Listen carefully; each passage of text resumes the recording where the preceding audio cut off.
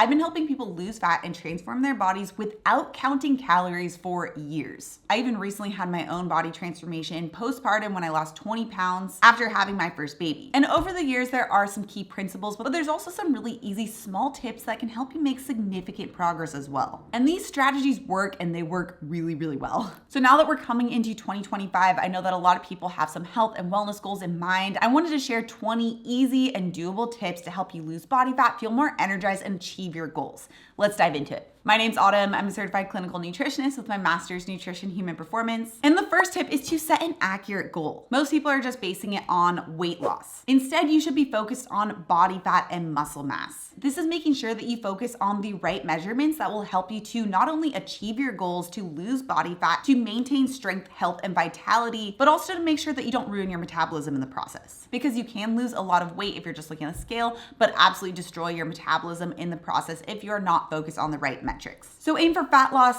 not weight loss. The second is to track your progress, which means measure what matters. With my clients, I usually recommend anywhere between 1 to 2 weeks of tracking your progress. This allows for you not to see those daily fluctuations that can mess with your mind, but still get an accurate reading of how things are trending. The two measurements I recommend are using a tape measure or an in-body. Okay, the third tip is to do a mix of walking, cardio, and strength training. Each one has their place. Strength is the most important for keeping your metabolism and making sure that it doesn't slow down while you're losing weight. It also makes sure that you're prioritizing losing body fat and not muscle mass. Cardio is very important for overall heart health, and then walking helps us to balance out our stress hormone levels and helps us to primarily burn fat as fuel during that exercise. Fourth tip is to start your day with 30 grams of complete protein. The first meal of the day tends to be the lowest in protein, so instead make sure you're starting off your day on the right foot with at least 30 grams of complete protein at your first meal. This could be like a protein smoothie, some eggs, protein waffle, protein pancakes, cottage cheese bowl, Greek yogurt bowl, all are great options. Okay, number 5 is to swap out rice. Rice is very, very high glycemic load, which means it has a very big impact and a very big spike in our blood sugar and then a quick drop. It's also not nearly as satiating as other forms of carbohydrates, and when you're looking to primarily burn body fat, if that is your main goal, then you want to make sure that you're focused on low to medium glycemic load carbohydrates instead. These are more satiating, they're more blood sugar stabilizing, and rice is just like very, very high glycemic load. It can have its place if you're like a bodybuilder or an athlete, but not if your primary goal is fat loss.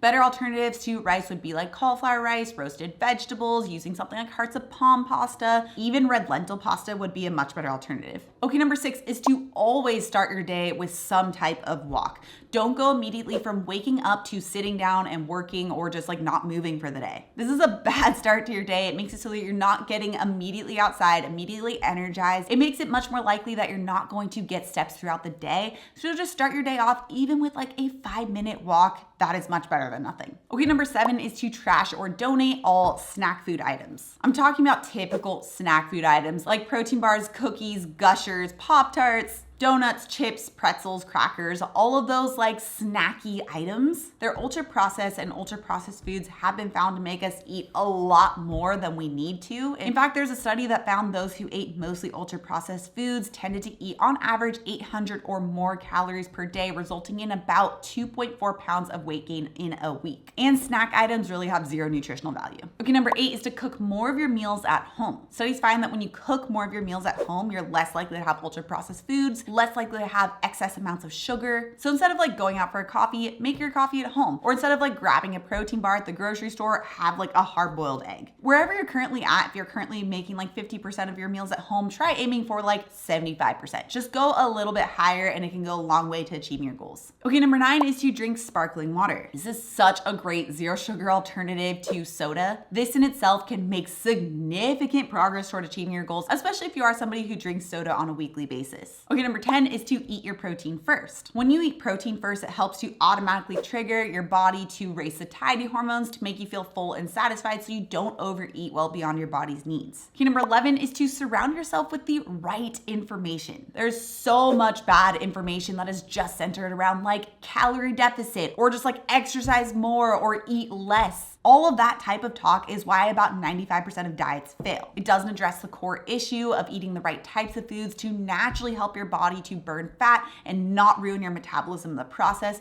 So you want to make sure that you're surrounding yourself with the right type of information to crowd out that noise. There are so many different great people in the space now who are providing more accurate information. Obviously, I have so many videos. You can even just start there. I think I have like 900 plus videos at this point. Binge those and already you'll be off on a great start. Okay, number 12 is to get familiar with restaurant swaps. Now, even though you're trying to cook more at home, you will probably go out to eat at some point, even if it's like the rare occasion of just going out on like a Friday night. And you can actually make some pretty great, healthy, and delicious restaurant swaps at most restaurants. I have a full video where I break down a bunch of different restaurant swaps, so I highly recommend you check that out. I'll have it linked up here. Okay, number 13 goes back to the idea of cooking at home, and it's to try 1 to 2 new recipes per week. Obviously, this promotes you eating at home, but it also helps you get out of that cycle of eating a lot of the same foods, which can cause food fatigue, make you feel bored of the food that you're eating, and make it much more likely that you're going to crave sugar or foods that are going to work against your goals. So instead, stay excited about the food that you're eating. It doesn't have to be like a crazy new recipe that will take hours in the kitchen. It can be so simple. Just try and switch it up so that you're constantly excited about what you're eating. And again, I have so many free recipes as well as programs and cookbooks that you can check out. I'll put one of my favorite recipes that takes like 5 minutes to make linked up here too if you want to check that out. Okay, number 14 is to wear a step tracker. For a while, I took my step tracker off and I found that I was walking so much less. Now I'm back to wearing it and I'm very happy that I am because I'm like doubling, if not tripling my steps, and I feel so much better. But when you actually have the data, it makes it so that you're much more likely to get up and get some steps in. Now I'm not wearing it right now because I wave my hands a lot when I'm filming and that will throw off my step count.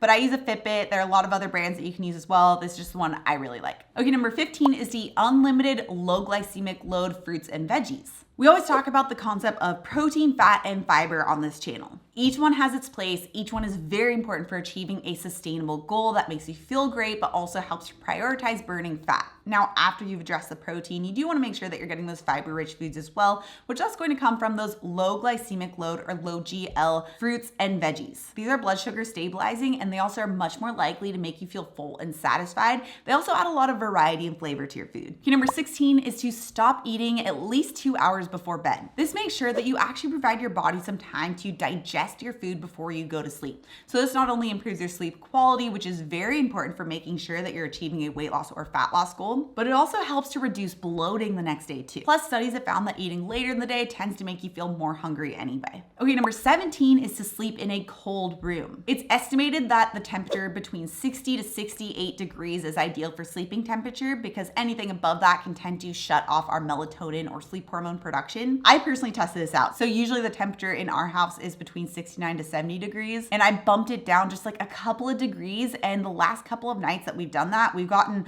such better deep sleep. Now, it could be a coincidence, but we'll see. And speaking of sleep, number 18 is to try a magnesium supplement. Now, sleep is so important for not only feeling energized and better the next day, having a better mood and lower anxiety levels and less stress levels the next day, but also for helping to reduce the hunger hormone ghrelin as well as to reduce sugar cravings. And a lot of people are not getting enough magnesium, so a magnesium supplement can actually help to improve sleep quality. I usually like to take mine about 30 minutes before bed. Okay, number 19 is to stop drinking fruit smoothies. Now, fruit smoothies specifically are just very high in sugar. Now, I mentioned earlier eating unlimited low glycemic load fruits, which is true if you're eating it in that whole form, but as soon as you throw it in a smoothie, especially if you're putting a lot of them in there and you're using fruit juice, it just makes the glycemic load really skyrocket. So having smoothies that are pretty much exclusively made out of fruit, like acai bowls, is not going to be supportive of overall health and wellness goals. Doesn't mean you can't use fruit in a smoothie, but you just don't want to make it the primary source of food within that smoothie. I like to make protein smoothies where we still follow that structure of protein, fat, and fiber.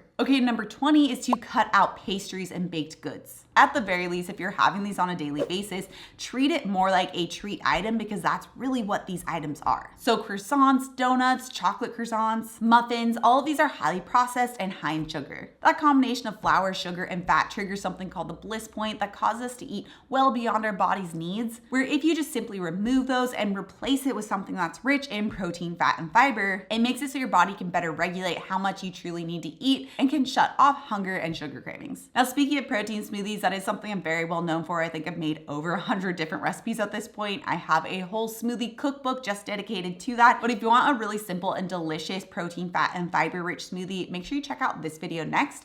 Also, if you're new to my channel and you love this science-backed information, make sure you subscribe right here. I come out with new videos every Tuesday and Thursday. All right, guys, thanks so much for tuning in, and I'll see you in my next video.